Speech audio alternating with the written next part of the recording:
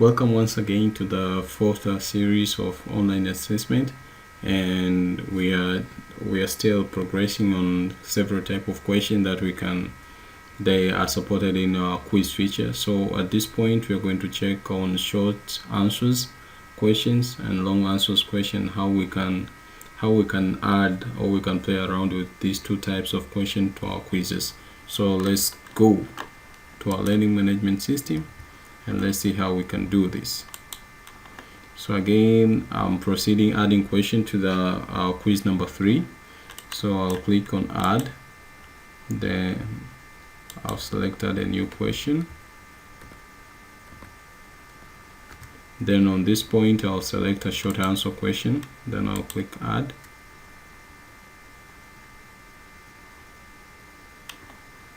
So I need to give it a name.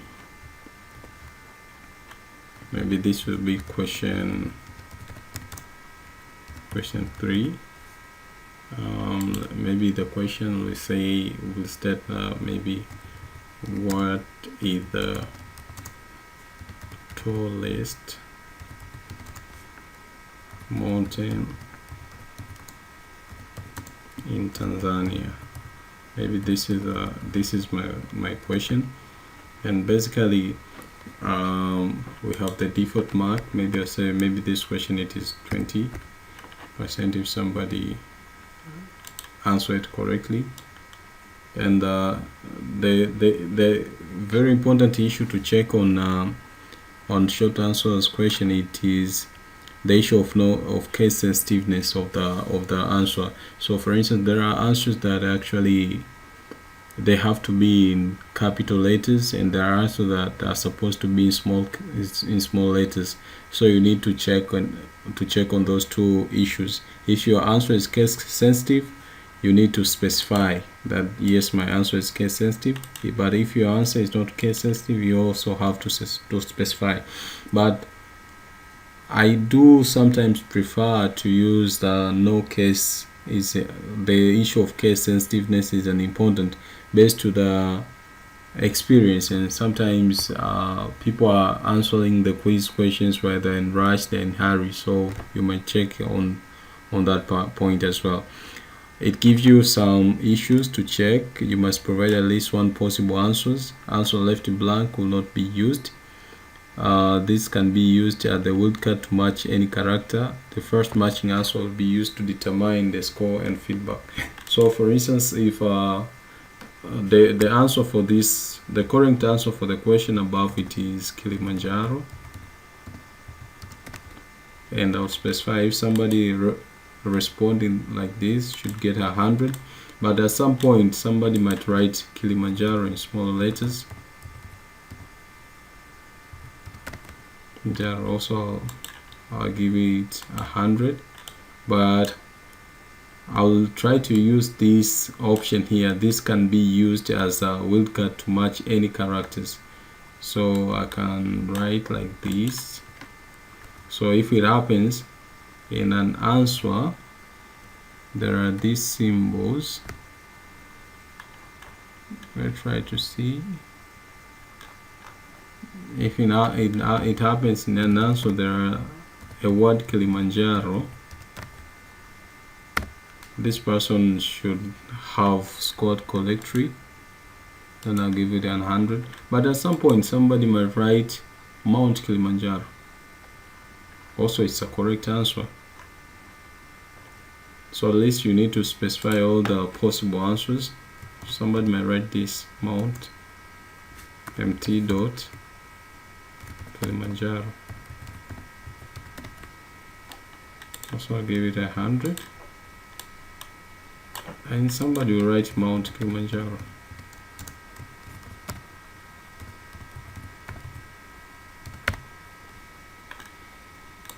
So I'll give it also 100. And if I'm done, I'll click Save Changes. So this means that I've managed to add a question which it is a short answers question. So let's go to see how we can add long answers question, or sometimes we call them as essays. So again, I'll click add, add a new question, and it will be an essay. This is a long answer question. And maybe the thing that we need to have in mind for the question like essays, meaning that if somebody has provided a response, it means that it will take some time. The student won't get an immediate feedback as compared to the other type of question that we did, the true and false, the multiple choices, as well as the one that we have just done of short answers. Those type of question, when the student has responded on them and he or she has finished to attempt, the student will get an immediate feedback and total grades. But for essay type question, it will take some time that the student has to wind up the essay, then submit, and then the instructor should review the essay and provide grades. So maybe this will be a question 4. Then I'll write here, maybe write an essay about Tanzania independence. So this, it will be a bit comprehensive. Down here I can say the default mark for this it is 5 based on the weight. Then we have the editor. This will give the HTML editor will provide a room for the student to type and write the response on the screen. Then you can opt for the editor plus the file picker, that the student can type this essay in a different software, let's say maybe a paper or whatever, then can upload it. Maybe I can select this. Required text, require the student to enter text and whatever. We can leave it in that way. Then input box size 15 lines. I can add more lines, maybe to 40 lines at maximum. Allow attachments. I have to enable this, but only one attachment, because I have enabled this part, HTML editor with a file picker. So if I enable that part also, I have to allow the number of attachments. So for our case, I'll just put a single attachment, and then the attachment can be optional. Yeah, because we have given a feature that a student has to write. So we have provided a room for the student to write, and also we have provided room for the student to upload a document, meaning with a file picker. So it just depends the option that the student will be conversant with, that the option that the student will go with. So we are not required to force our student that maybe it is must for him or her maybe to attach something. So anything that the student is conversant with, he or she can use. Then the response template, actually these are some of the directives that you might provide to your essay, to the question that maybe you are required maybe to write maybe an essay with 1000 words. So those kind of directives, this is actually the place that you need to place them. So I might write maybe you are required to write a maximum of maybe, let's say, 1000 words. Then at this part you can provide information for graders, the people who are going to grade the student, maybe check on the correctness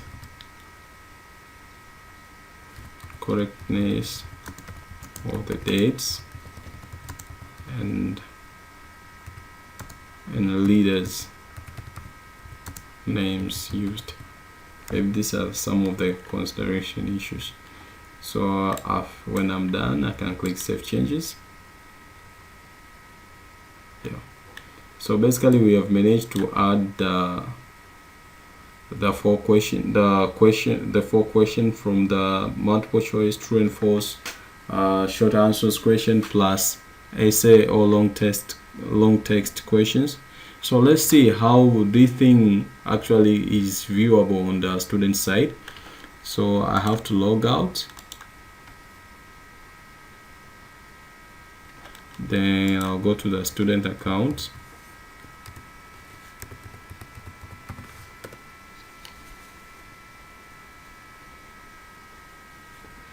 Then I'll go to the course, which for our case is this one.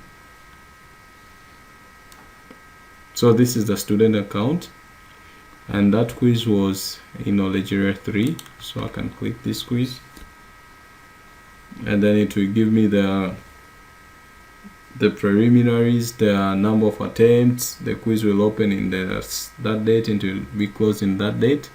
Then I can click to attempt, then to enter the password. Then I can start attempting.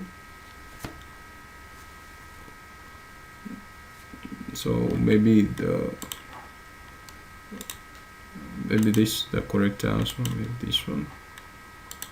False. I can go to next page. What is the tallest mountain of Tanzania? It is maybe Kilimanjaro.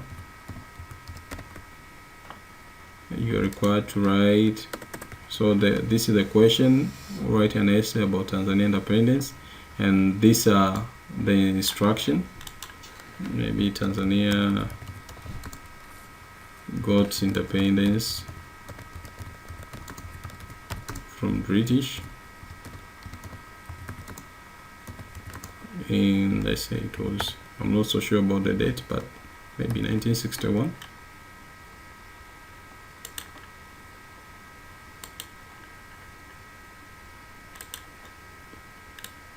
Let me copy this one just to have a feeling of an essay type question. Maybe I'm done. Also, I have this, and I have an option to attach a file, though it is not must for a student to attach a file or to write a text here. We have just given it just an optional. So if the student is conversant with attaching files, it's okay. But also if the student is conversant with just writing here, it's okay. So I can finish the attempt. Then it tells me my answer is saved, and this is the time that I've used. So I can submit all and finish.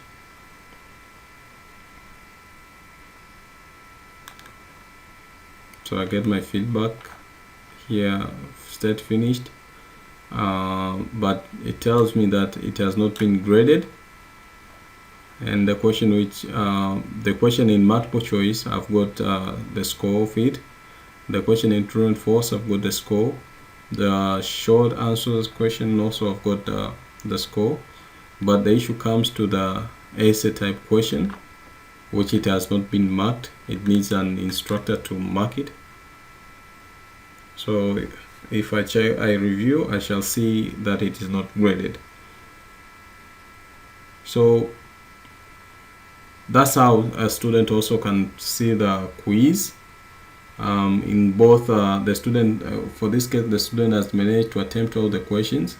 So we can check also to the instructor part in the coming video, how the instructor can review and see what the student has performed, and how the instructor can grade based on the student essay. So again, thank you for taking your time in this.